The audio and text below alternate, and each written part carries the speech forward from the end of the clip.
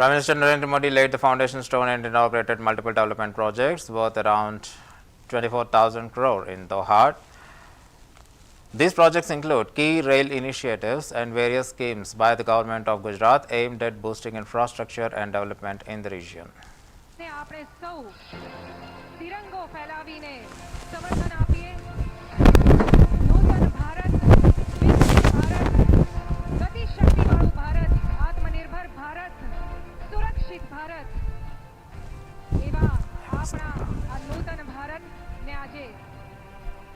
વેગ મળી રહ્યો છે આ વિકાસ પ્રકલ્પો સાથે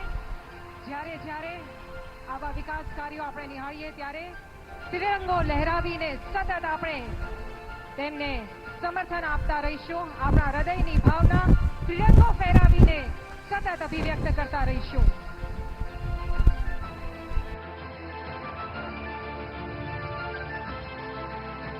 સૌ માટે અત્યંત આનંદ અને ઉત્સાહની આ ક્ષણ